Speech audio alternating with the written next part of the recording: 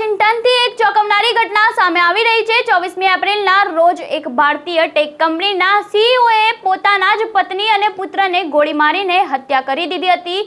ત્યારબાદ પોતે પણ ગળે ફાંસો ખાઈને આપઘાત કરી લીધો હતો। પોલીસના જણાવ્યા અનુસાર આ ઘટના વોશિંગ્ટનના ન્યૂકેસલ વિસ્તારમાં બની હતી। તેમજ એવું કહેવામાં આવી રહ્યું છે કે આ દંપતીને બીજો એક પણ પુત્ર હતો જે ઘટના સમયે ત્યાં હાજર ન હતો। અહેવાલો અનુસાર મૃતકોની ઓળખ હર્ષવર્ધન અને પત્ની શ્વેતાએ તેના 14 વર્ષના પુત્ર તરીકે થઈ રહી છે। જ્યારે પોલીસ ઘરમાં એક બાળકને પોતાની સાથે લઈ ગઈ હતી। આ ઘટના પછી બાળક ખૂબ જ ડરી ગયો હોવાનું પણ સામે આવે છે। ટેક કંપનીના સીઈઓએ આ પગલું કેમ ભર્યું તે હજુ પણ સ્પષ્ટ થયું નથી। પોલીસે દાવો કર્યો છે કે આ કેસ ઉકેલાઈ જશે તેમજ હાલ તપાસ ચાલી રહી છે। ત્યારે આપનું આ અંગે શું કહેવું છે અમને કમેન્ટ બોક્સમાં આપના મંતવ્ય જરૂરથી જણાવજો અને આવા વધુ અપડેટ માટે જોડાયેલા રહો નવજીવન ન્યૂઝ સાથે।